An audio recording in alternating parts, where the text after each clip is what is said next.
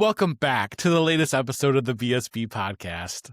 In today's episode, we're continuing our discussion of Broadway's Operation Mincemeat, a musical that boldly asks, what if espionage were jazz hands, deeply British, and emotionally devastating for a man who technically doesn't exist? But before we explore the music and stagecraft of this show, please like, follow, and subscribe to the BSB Insider on all social media platforms at BSB Insider. Spoiler warning, if you haven't seen Operation Mincemeat and wish to remain unspoiled, pause this video and come back once you've won the war. If you're still here, let's dive in. So in our last episode, RJ, we talked about the story and the characters of Operation Mincemeat. We also went down a little bit of a rabbit hole of different stories on Broadway currently. But we were really kind of exploring what is Operation Mincemeat, both the musical and the original story, which is technically just a plan to convince the Axis powers that we were invading somewhere else so that we could win the war. And by the war, I mean World War II. Of the characters, we have Charles and Montague, I should say, who are two MI5 agents or specialty people who decided to concoct this plan and convince the world that it was a good idea. Spoiler warning, it did win the war. So congrats to that. And here we stand to be able to talk about this incredible show. That being said, today, RJ, we're going to talk about the music. And right off the bat, we have to note that the writers of the show, who are the stars of the show currently, are also the musical creators of the show. I did not realize that when we went to go see the show, and I said the word show so many times, I'm so sorry, but we went to go see Operation Mincemeat. I didn't realize that David Cumming, Felix Hagen, Natasha Hodgson, and Zoe Roberts were all writers and musical creators of the show. So 4 of the main people made Operation Mincemeat. That is incredible to think about, that the 4 of them have been over here for a year doing the show. They did it in the West End, but they created the show start to finish. What's going through your mind when you kind of hear that? And this is a reoccurring situation, I would say, year to year on Broadway lately. Okay. I mean, at least in shows that we've seen, right? So we have this one.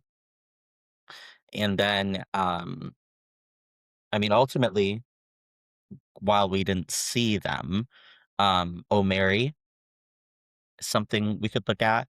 Last year, Suffs, and the infamous Hamilton. And there's honestly probably more where people have, especially off Broadway, written the show and then starred in it, essentially. But I think this is the first time that we're seeing a group of people who made a thing together all star in it, at least for a while, together. And honestly, how they don't get sick of each other, God bless. I do. You are correct. When you started to lay it out that way, I was like, oh yeah, I forgot that all those shows also starred the individuals who wrote it, like the creative geniuses. But I think what you're saying there is true. Was like Hamilton was like the birth child of Lin-Manuel Miranda. You know, Suffs was the from the creative mind of one individual. You know what I mean? Same with Old Mary, where this one, it was 4 people working together to create a story that they were so passionate about that they decided to not only do it in the West End, but when it was coming over to Broadway, they didn't say, let another cast take that. They came back and they took those roles, which is quite a feat to be, you know, and again, when you're so proud of something, you probably don't want to let it go. You know, you want to hold that egg.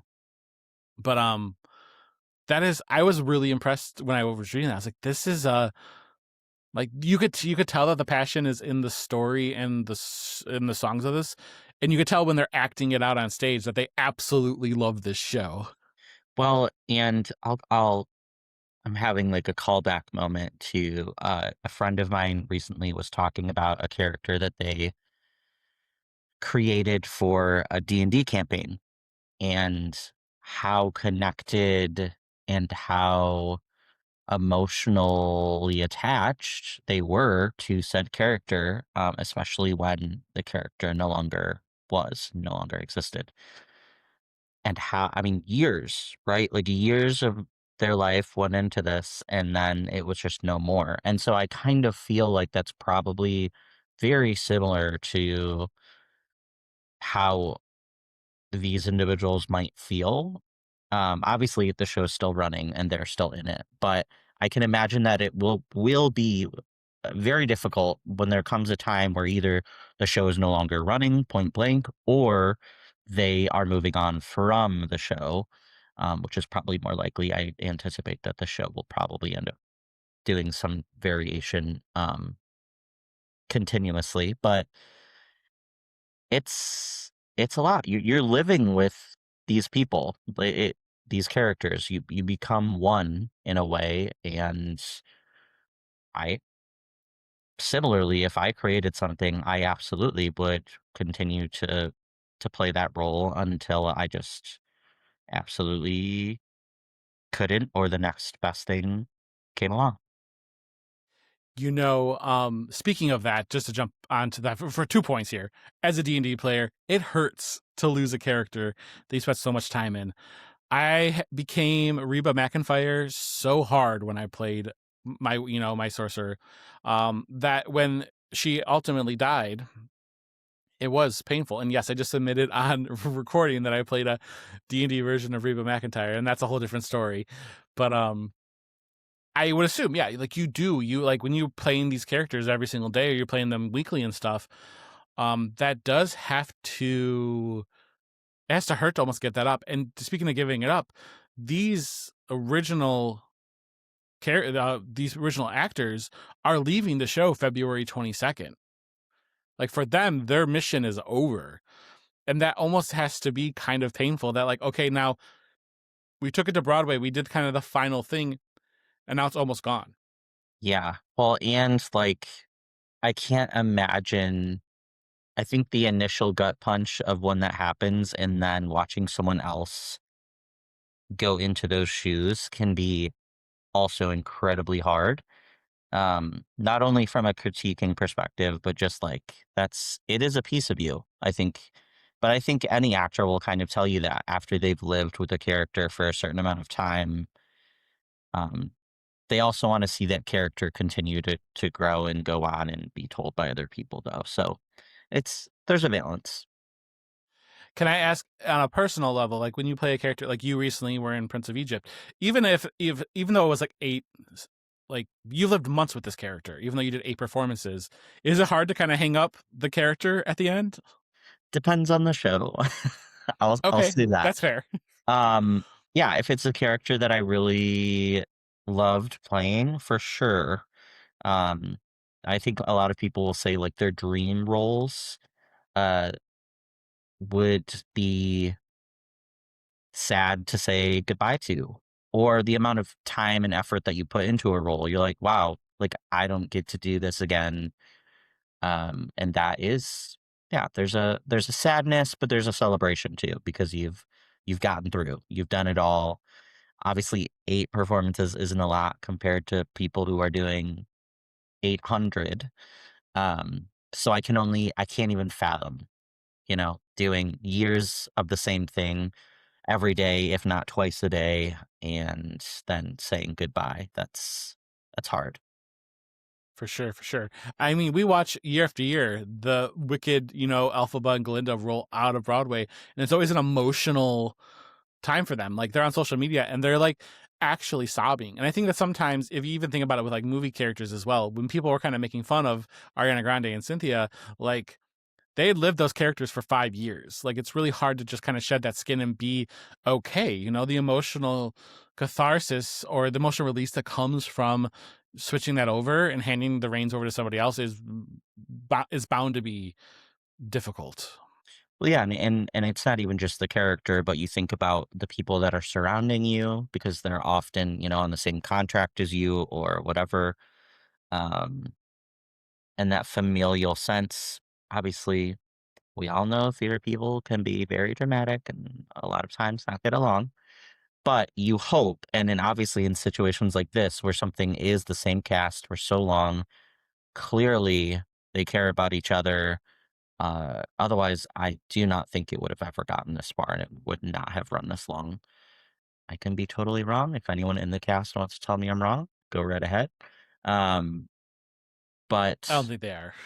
you can just tell from the way that they are on stage too, and even what's especially telling oftentimes is curtain call, how they behave and how they support each other during that when they're taking their bows, can also be a very obvious way of knowing just how people feel about each other. For sure, especially when it's a small cast like that too. It's kind of like Six, where you can tell right away either they like each other or they don't. You know what I mean? Um, so going to the music then. Now that we had a slight detour, thank you for that.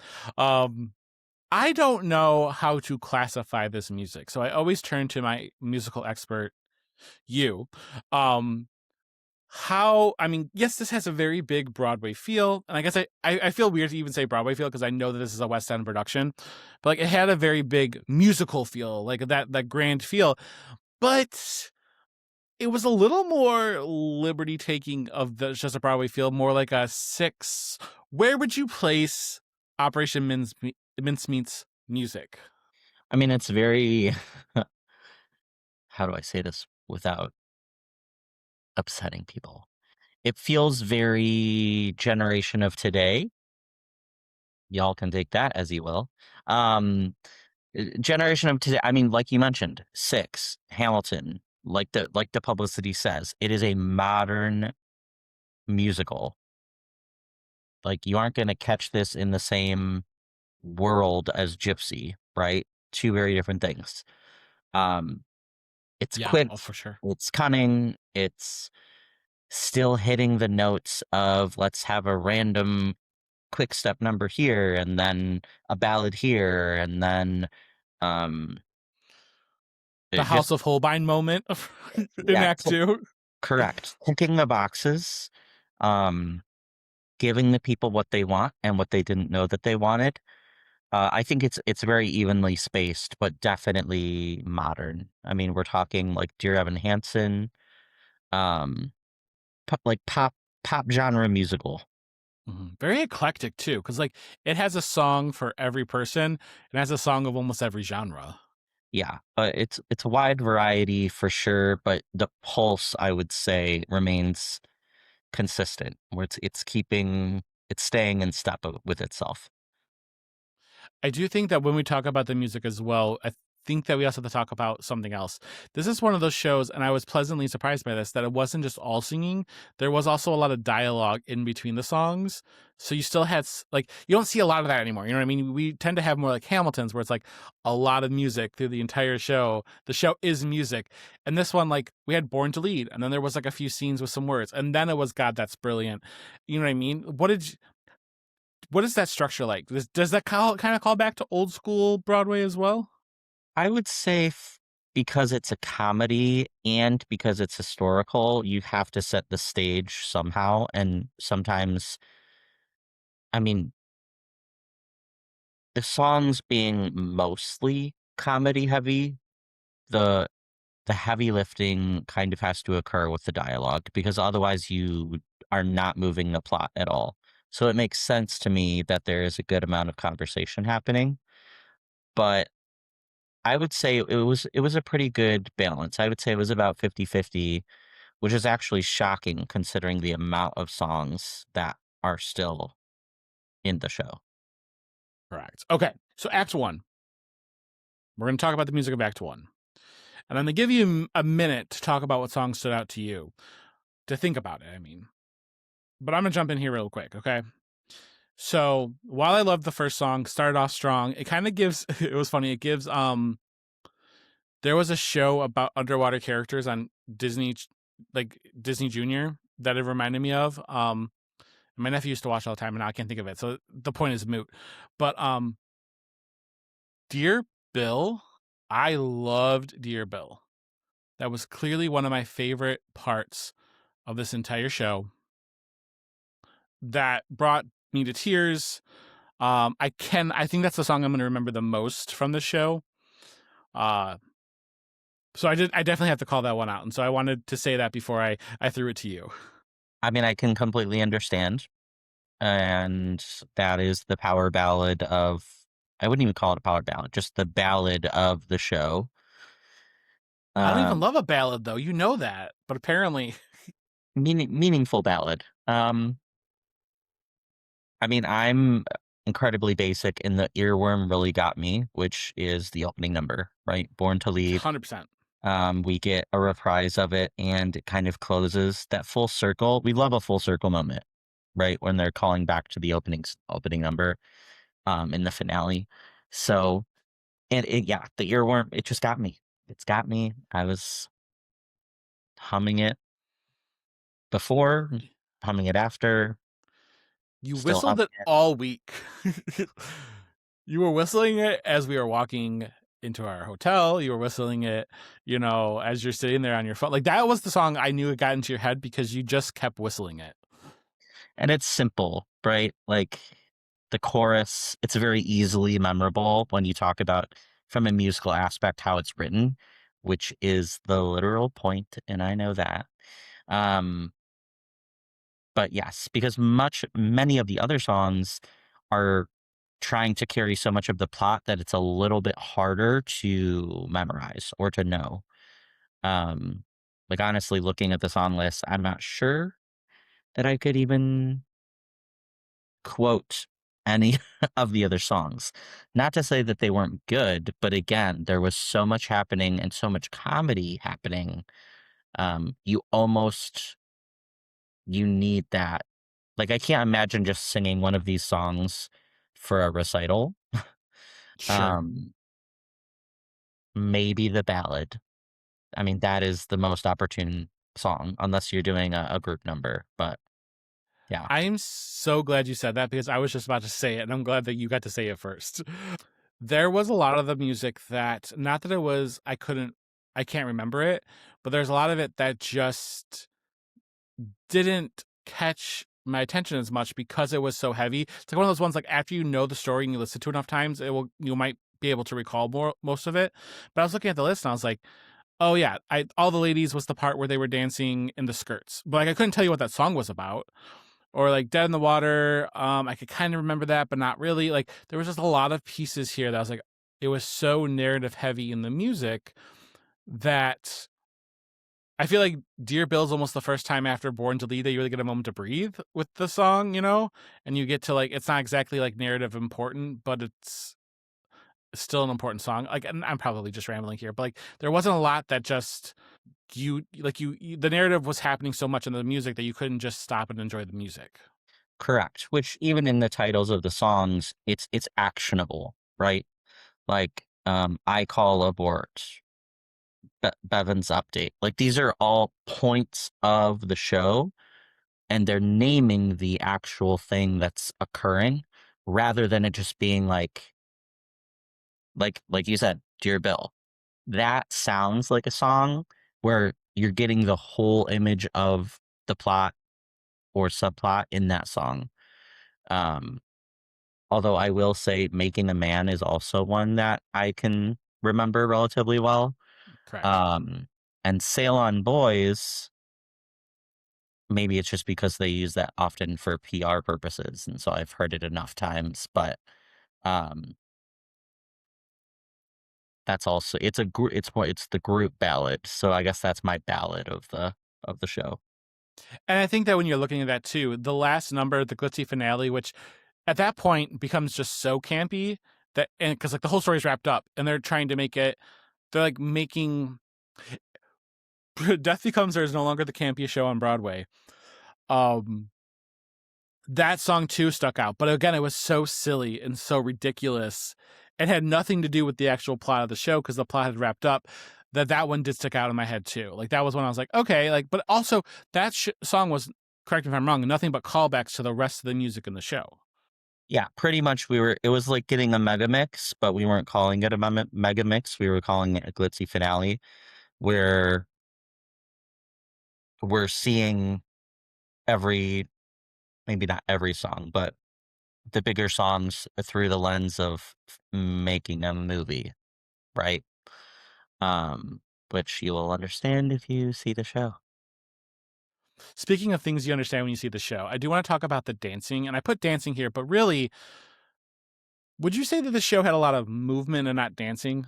Does that like qualify? Is that the right word that I'm looking for? Because I was thinking about this. I'm like, there's not a lot of necessarily dancing, but there's a lot of movement in each song. And I'm thinking about the song with the phones. You know, like where like they're handing the phones around and they're moving around each other, but they're not dancing per se. Yeah, I would say it's a strong moving show. There's a ton of movement, and actually, sometimes I consider movement to be Pardon our interruption, but we were talking about the dancing and how this was a specifically heavy movement show and not necessarily like a dance show. Um, and you had kind of mentioned that maybe this is the most heavily movement show that's maybe on Broadway, but it doesn't involve a lot of dancing. yeah, I would say that strong movement, but sometimes movement can be more complicated, in my opinion, than dancing. Because with dancing, there's usually a lot of repetitive steps. Like you have something to kind of center around, um, or you can just kind of name those steps because they are a certain kind of dance step, one after the other after the other. Whereas with movement, I mean, we're talking you're running stage left to grab that prop, and then you're running stage right to do this, and then back and up and down. Like it was insane. It was just all over the place. It wasn't just moving your hands, moving your legs, whatever. It was, I mean, you're literally sprinting across the stage a lot of the time. You know, talking about the one with the phone real quick, I want to go back to that because that's the one that really stands out in my mind. I was almost shocked at the end how well coordinated that was that they didn't get tangled up in those cords. Because in my head, I was thinking, I'm like, one wrong handoff of a phone and you're stuck. And then you have to unravel. And when at the end, all they had to do was just move once and everything was there, I was like, well, it's impressive movement with like not the dance. Like in that aspect, I was like, that was such a cool effect that you don't see all that often. Um, and it added to the gags of the show, but also just looked really dope. Yeah, and I would say, I know the exact moment you're referring to, and I think even if for some reason it did go awry, because it is so campy, like you just play it off, right? You just, oh, somebody got handed the wrong phone and now we're actually tangled. And if we are, then we just make fun of it. We trip over each other, we laugh about it, whatever that looks like. And then I mean, the show goes on. Yeah, I part of me wondered about the finale when Natasha couldn't stop laughing at breaking character as she was hanging there. Part of me was just like, was that a mess up and or was that scripted? Because it felt like that too. Of like, it's so campy, it could have been a complete mess up, and everybody would have just rolled with it at that point. It kind of reminded me of last year Sweeney when Sutton broke character for a really long amount of time. Yes. Like, was this planned? Because we all know that like it's even funnier when we think that it isn't planned for whatever reason. We just think it's hilarious because they're laughing, so then we're laughing and we're laughing and they're laughing and we're laughing. Like it's that circle of laughter. Um and also it just reminds us that we're all human even when we're actors too. But yeah, I was also curious. I'd be curious to see. I'm gonna have to do a deep dive on that and see if that's something that frequently occurs. Sometimes I wonder, because I remember Sutton Foster did it with The Music Man as well, where she broke character with Hugh Jackman, and they did it every night, and we thought we were special.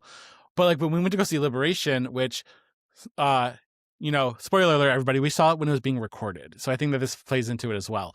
But there was a moment where the main actress put her hand to her mouth, and you could, from our angle, we could see that she was laughing at something, but she was clearly trying not to laugh because they were recording it.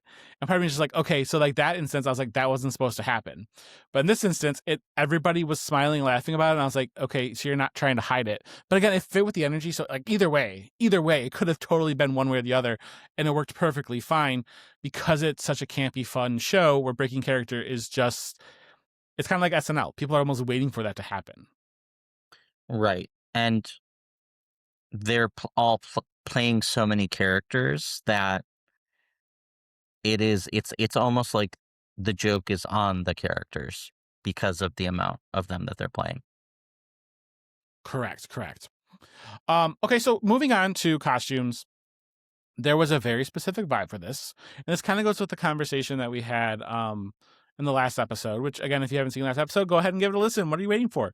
But this had a very 1940s feel. There was a lot of very like suits. Like everybody had like a take on a suit. There was some that were a little more feminine, some that were a little more masculine. I liked that Montague. This is the part of the costume that stuck out to me. So they're all very classic costumes, but with a modern take. And the one that stuck out to me was Montague's pants were almost like, they weren't like what you would expect like from a suit pant, which suit pants, again, back in the time were a little bit baggy, but these were almost like aggressively baggy, but in a way that felt like almost gender nonconforming / like a little more modern. And so it stuck out to me that there was these little flares of like everything was classically 1940s, but everything also had a very specific vibe. Does that make any sense? Yeah, I mean, very clearly they were trying to set the scene. Um, I do wonder though if a lot of that it comes from the UK influence, the European Sure.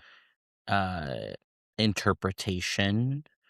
Um, but yeah, I think we also tend to we're used to like form-fitting clothing, and this, because it was not that way, but it wasn't like unflattering. I would still say it very much No. followed each individual's body shape, but maybe we're just not used to that either.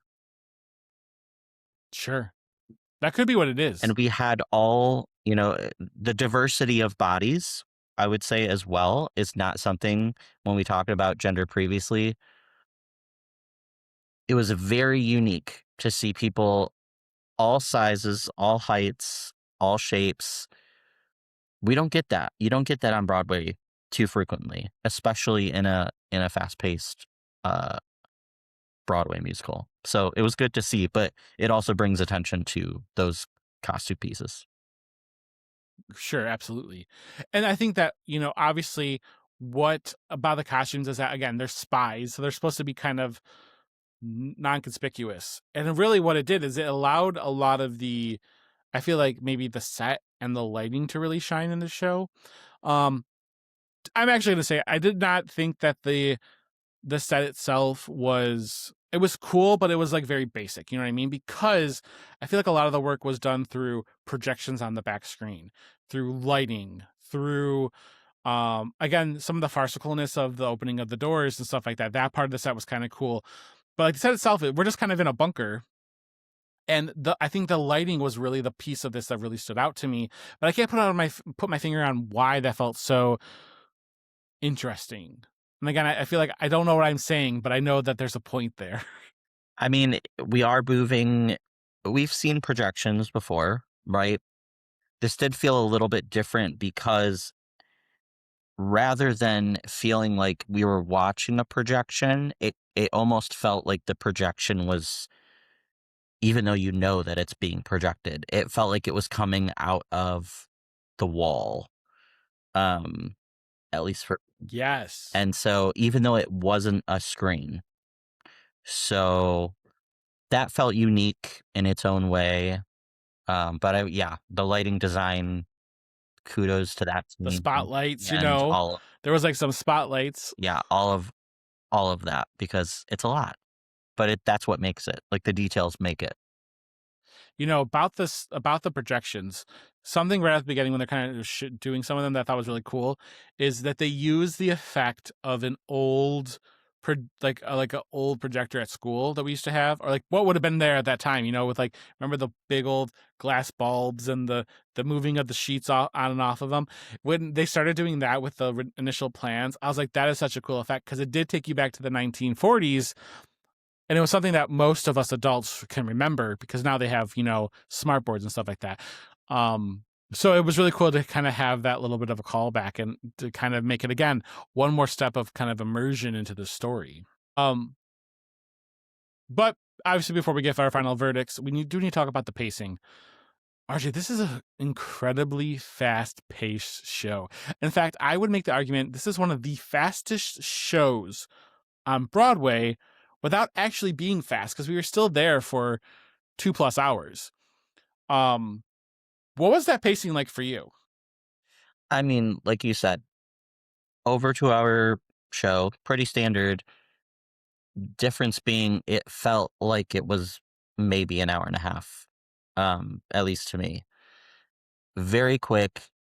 The scenes, the transitions were, again, make or break a show. I can't even remember if there was a single blackout. I don't think there was. I think it just kept going. And that, anytime the lights go down completely, it ultimately breaks us from the stage, I would say. And that's what makes time feel elongated. And in this case, there was never a quiet moment. There was never a moment where there wasn't something moving. Most costumes were coming on and off within, In moments? yeah, like seconds. Um, and so easily the fastest paced show in regards to all facets, costumes, set, lighting, like everything, not just, Hamilton where the music is moving fast, but everything else kind of remains. Like this was everything was moving all of the time at a very fast pace.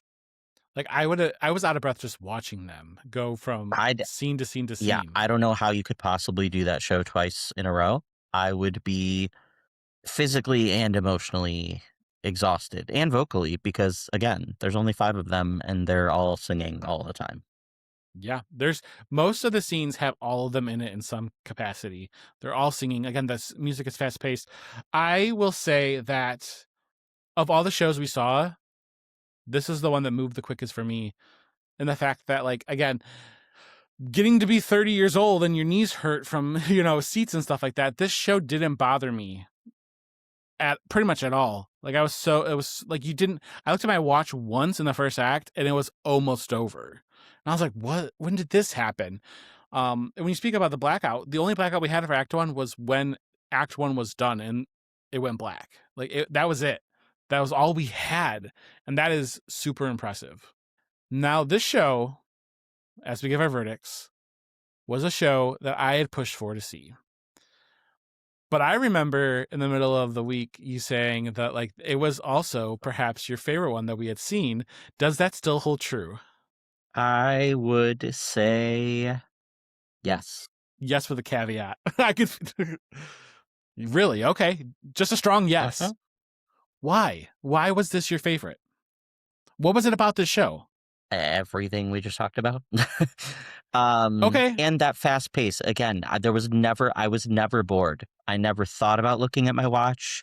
I never thought about literally anything but then what was happening in front of me, which just tells me that how engaged it kept me.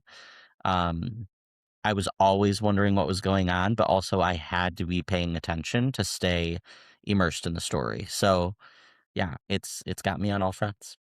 what grade would you give it? A to E, A to D, A to F, whatever you want to give me. I would give it an A. I would also give this an A. While nobody get mad at me, please. While this maybe wasn't my favorite that we saw all week, we saw a lot of incredible shows. We saw a lot of incredible shows, and this was one that did not disappoint. This was truly a great one from start to finish. Had every emotional beat you could possibly ask for.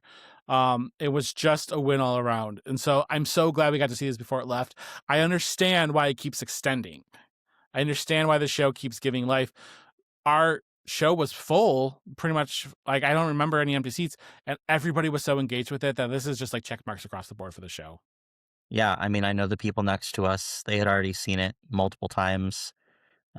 Definitely a lot of out of towners who also said they couldn't miss it before it closed, and even before uh, the original cast was all gone. So yeah, it's Prob- gonna go far, I think. And on that note, we have completed our discussion of Operation Mincemeat. But stay tuned for future episodes of the BSB Podcast. Thank you again for joining us here in our box seats. Until next curtain call.